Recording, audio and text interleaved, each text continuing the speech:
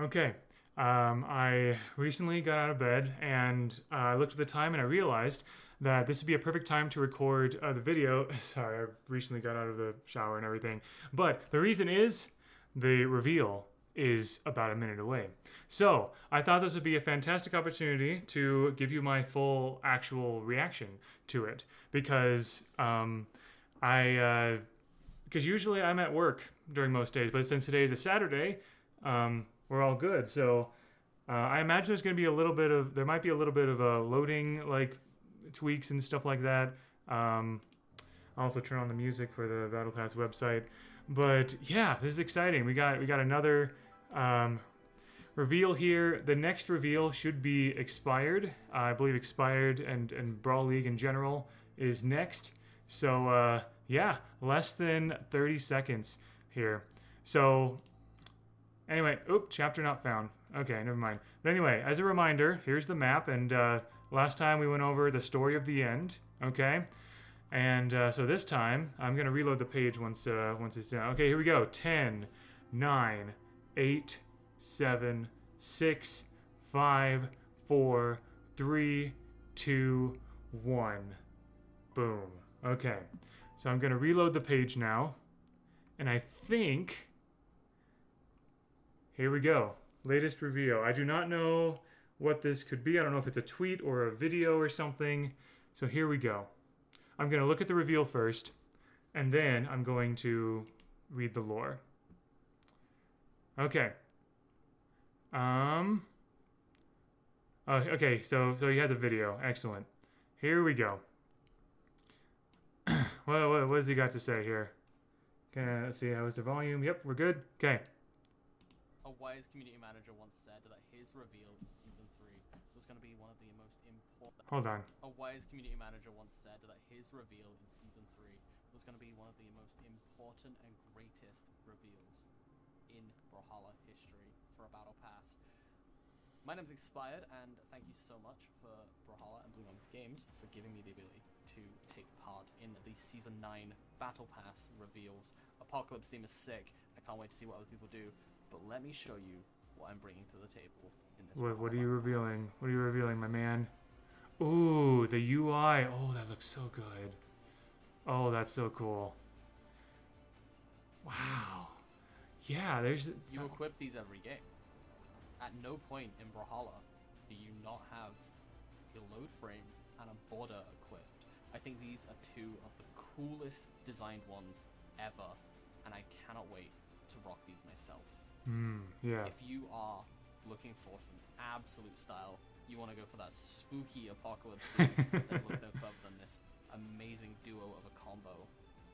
But that's my reveal, and if you want more, go to brawlhalla.com/battlepass to see what other partner creators are bringing to the season 9 reveals. Can't wait to see myself. I actually have no idea what's coming. I'm excited. Wonderful. Yeah, so oh gosh, yeah, these look so good. So these are reminding me very much of Battle Pass season 4 was like the gothic fall of the Order of the Exalted Lion kind of thing. That was very like, like Dark Souls was a big inspiration, lots of like, dark fantasy kind of things. And we're getting a lot of the vibes here and also with this Battle Pass in general, but slightly different because in season 4, the UI elements were more stained glass, like cathedral kind of thing. And you do get a little bit of that here, but just like I said in the chapter 1 video, there's this recurring motif of these humanoids with like nun habits and wings of some kind, like. And also, I just noticed as well, this spiky thing right here. We've also seen that in other battle passes as well. Like there's just something about this spiked pattern as well that I feel like there's probably some degree of a symbolism here. I don't know what's with these strange winged things. This one seems to have manacles on their wrists and stuff. There's almost like a bird-like talon kind of feel to their arms. So anyway, yeah, these look fantastic. I love the sort of like sunburst kind of thing going on here. But yeah, I loved the aesthetic of Battle Pass Season 4, and honestly, I couldn't be more thrilled about A wise this. community manager once said that his reveal. Okay, So yeah, and also when Expired was talking about community manager, I mean that's defensive obviously. Defensive was a Brawlhalla partner before he became community manager. Anyway, and yeah, let's have this music playing in the background as well because it's awesome. Okay, so now it is time to read Chapter 2, Wings of Mercy. What have we got going on here? As the sky darkens, thunder drums in the distance. As soothing as the gentle rumbling is, all I can feel is a nervous urgency. So, by the way, I believe that the person who's talking here is Wu Shang the Seeker, because that seems to be who was talking last time. So, anyway, I believe we're following Wu Shang the Seeker, the progression skin, throughout this whole journey here. The taste of the air is sour and thick, clinging to the back of my throat with its sickening stench. Acid rain. Ooh, wow. This really is a visual novel. That's so cool. Also, I just noticed this gas sign back here. So I mentioned something about like fantasy or whatever, but I guess since we have like old power lines and gas station or whatever, I guess things are just like back to sort of like a medieval style like kind of thing because things have been torn up so much. Just my luck. As I ran along the worn dirt path, I squint at a faint shadow peeking over the hills in the distance. Just as I crest the rise, I can spot the spiraling steeple of the Cathedral of the Savior. A sense of dread sets in my stomach. The sight of the steeple alone isn't enough to decipher which sect of the Wings of Mercy occupies it. Interesting. Not that I have much of a choice, so I wanted to plead for shelter from the rain. Sure hope these are the merciful life type, and not the merciful death type. Menacing statues of hooded, faceless, winged figures stand solemnly at the gates, greeting me with a welcome as warm as a funeral procession. A shiver goes up my spine, but I need to push forward. I stride into the settlement, my footsteps sending loose pebbles clattering across the cobblestone. Several priestesses, clad in wooden black robes, turn to look in my direction. Their masks, engraved with a variant of the inverted emblem of life, may conceal their vision, but I can still feel their stares boring into me as they begin to whisper to one another. Their grim visage confirms the worst of my suspicions. No one looks for the death-touched sect of the Wings of Mercy, after all. They look for you. But here I am, a wayward traveler stumbling into the heart of a cult to ask for shelter. Forgive my intrusion. The air is rank with the poison from the east, and the weather is quite unfavorable for travel. Is there somewhere in town where I may take shelter while I wait for the rains to pass? The priestesses wordlessly part as one of their ranks breaks away and holds her arms outstretched, mirroring the statues that loom over the square. No way! Oh my goodness! Oh, this is so sick! I love this. Okay, this is the High Priestess Knife skin from season 4. Oh my gosh! I knew it was. Oh man, I knew some of it was looking familiar. Some of the iconography and everything. Oh, they're tying this together. Oh, this is amazing. Wow, that's so weird. What's up with this then? Because I don't know if there's any like continuity or something, but like because in season 4 that was like again the Great Fall of the Order of the Exalted Lion, and that's like Diana and Mordex's time, I assume, and stuff. But this is like a far, far distant future, so I don't know what's going on here. This is weird. I'm fascinated though. Oh, I love it. Literally, like, this might be silly to some people, but I literally had chills. I literally had like a bit of chills, when I saw that. Anyway, moving on. The priestess that steps forward has robes trimmed in a dusty lilac, a simple decoration in her garb that none other of the other priestesses had. Oh, interesting. Yeah, because The statues and probably the other like priestesses only have like straight up like black or gray robes, but she has this purple trim around the sleeves and around the edge of the hood and things like that. Around her waist and twisted around her body was a coil of rope darker than the night sky. That coil, you can't really see it very well, but I'm pretty sure that's like the snake belt that's on the High Priestess Nai's skin. Oh my gosh, this is amazing. The most noble feature of her appearance, however, is the emblem of life that floated above her head, following her every step and movement. Its presence demands respect, as if she had been delicately crowned by some higher deity.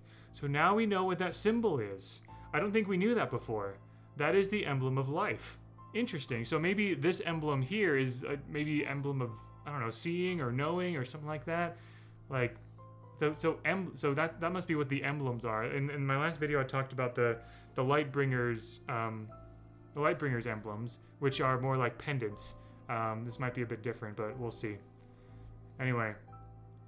Oh my gosh. If there's like a combining of different battle passes with this, oh, that'd be awesome. Anyway. A divine testament to the authority she commands in her faith. Bad news. Fair traveler, we of the Wings of Mercy welcome you to our humble settlement.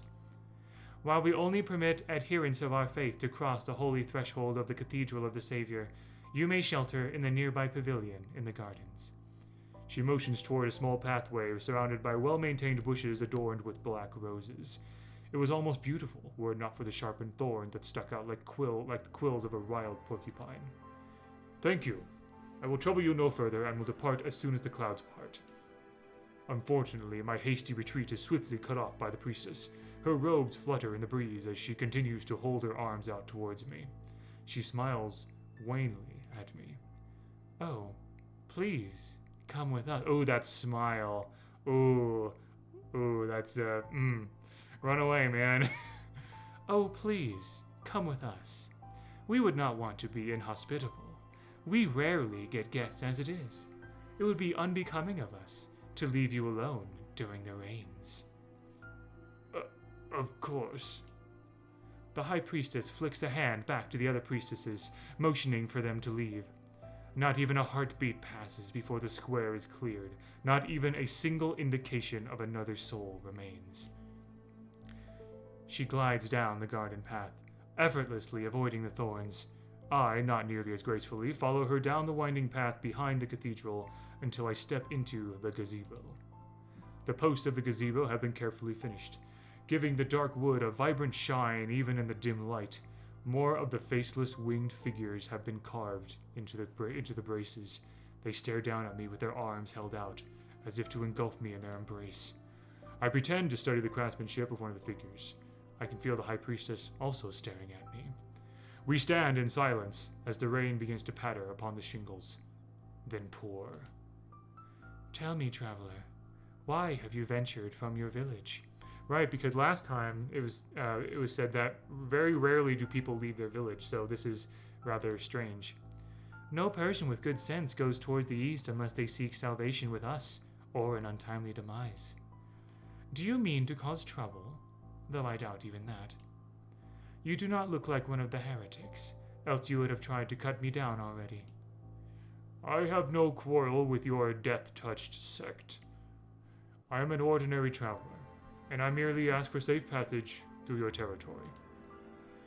We will choose to ignore the usage of that insulting term for the time being. Ooh, death-touched. It's probably not what they call themselves. We can clearly see the glowing thing above your head, you know. It's pretty evident to us, and just about everyone else, that you're no ordinary traveler. We do not recognize it, however. What god do you serve? The heretics may speak in lies, but they do it under the guise of our Savior. And what you have is no known symbol of our faith.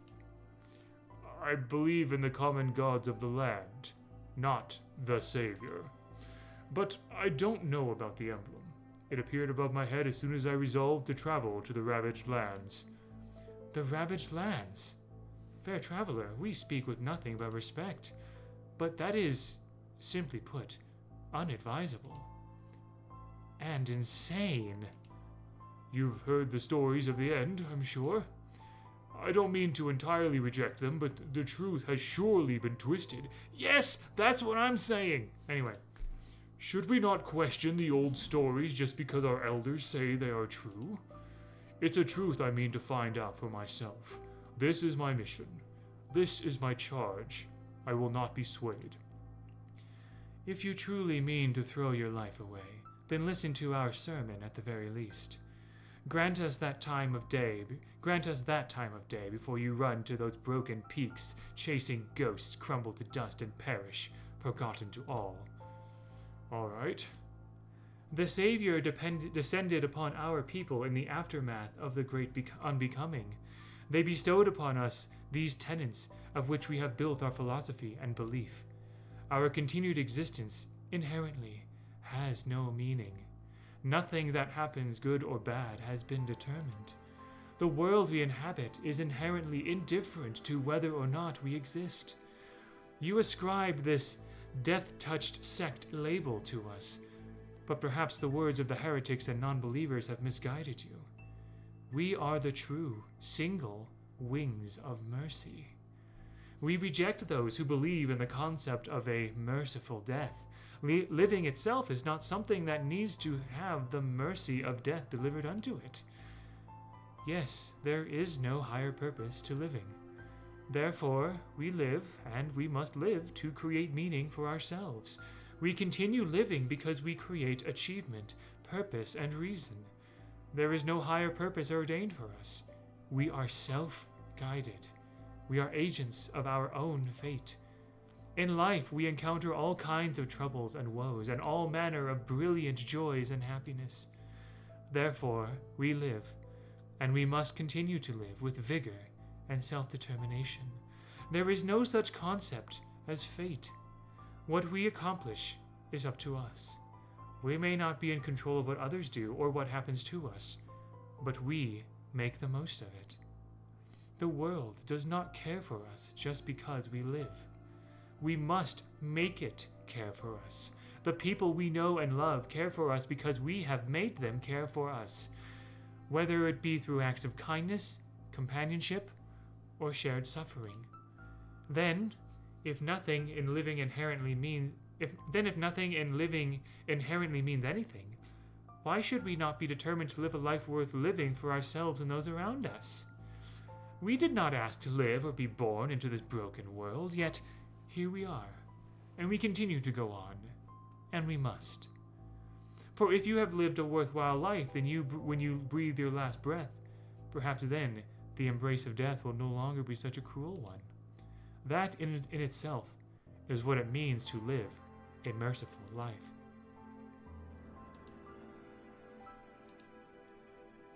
I will admit I had the wrong impression of your faith. At least, which denomination you were. I don't know if your words will matter at the end of the day. I don't think my path is one that can be changed. But thanks. The rain is clearing up. May the Savior grace your path, fair traveler. Ooh, wow. Oh my goodness. That was so good. Okay, so now we have more context now for these winged statues here, and also I'm assuming that every single chapter will be related to the reveal in some way. In this case, the reveal today was the UI elements with all these like wings of mercy kinds of things and like the emblem of life and all of that. And we now have the context behind that. So anyway, so yeah, this is chapter not found. I guess it just do chapter select or something. Man, yeah. So yeah, acid rain and things like that.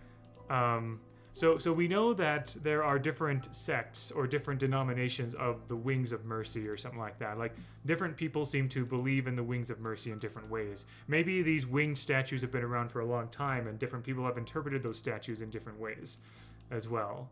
Yeah, this right here, you know what?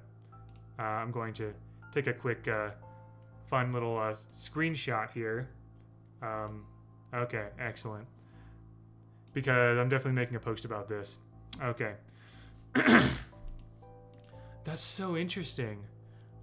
So obviously, High Priestess Nai is not one of the skins for this battle pass. Obviously, like nothing, no new skins have been revealed. But the fact that she is here makes me wonder about this, and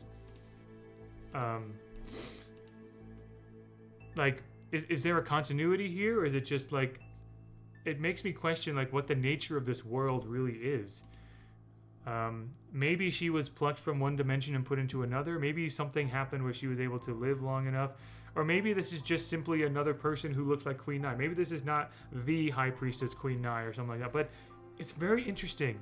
It's very cool. I love it. It's oh my gosh. The implications could be huge, but also it could just be a fun Easter egg. It could literally be as simple as that. And that is also really awesome because, my goodness, this just delights me to no end. The sermon was very, very interesting. The sermon that the High Priestess gave, kind of helping to sort of disabuse the mind of Wu Shang the Seeker, to kind of help him understand what this sect actually is. But yeah, just kind of this whole idea of, like, not really believing in fate, believing that your lives have the meaning that you give it. I think there's some really good stuff in there, honestly. I think there definitely is something to, like, your life is what you make of it, essentially. The fact that she brought up fate, though, is very interesting. The fate of the universe or something like that. Because, again, in Battle Pass Season 8, Loki is trying to go against the fates, like the Norns, like the fates of Norse mythology, who are weaving fate and, like, everything's determined and everything like that. And Loki is trying to go against that and the concept of Ragnarok and everything like that. I wonder if there might be a connection here as well, where we have this group of priestesses who don't believe in destiny or things like that, and just kind of, like, live a good, fulfilling life with those you care about, and that's what makes life worthwhile, not what your destiny is or something like that. Which is, of course, and Wu Shang definitely feels like he has some kind of destiny or, like, a purpose given to him by something else. And I will say, too, is that the fact that he just got this emblem as soon as he made that determination, I think that says something rather interesting. And I wonder if the High Priestess is sort of like, that is, not sure what that comes from, really. But yeah, that's, let me put on my theorizing hat here. So I think, there's something about these emblems that are just sort of like being bestowed on people, right? And the four warriors of old had interlocking emblems as well. I think the emblems are probably going to combine to make some great image, some, like, larger image that's greater than some of its parts or something. But yeah, that's yeah, I don't know what to say here. Like, I do believe that this is Earth, by the way, because in Chapter 1 it mentioned the Ikrusk Mountains. And Ikrusk, I don't think I mentioned this in the last video, Ikrusk is only mentioned in the lore once, as far as I know, and that is in Jala's lore. She lived in the area of Ikrusk. We don't know where Ikrusk is. The closest I could think of is there's a place in, like, the Siberian Russian kind of part of the world called Irkutsk. So flipping some of the letters around. So I wasn't sure if, like, maybe Jala is up was from, like, Russia or, like, Mongolia or that area up there. But also we know that Jala has also been to like the Mediterranean area because she met with Sidra and things like that, like Greece and all of that. But yeah, so I guess the ravaged lands are kind of up here somewhere, and like out in the west, and so that would mean that north is this. North is this way. So anyway, so yeah, so Wu Shang's going east. Got it. Okay. I think, as far as theorizing goes, I'm not 100% sure what to say as far as theories go. Again, the appearance of High Priestess Nai is very interesting, which it could just be just a simple Easter egg and that's it, which is already very delightful, or it could mean something a little bit more about the nature of this world and this dimension. I definitely still believe there's a lot more to this world and to the story of the end than has been told to us. There's one or more great like earth-shattering truths behind here. I think there's something. There's a lot more here than meets the eye, I think.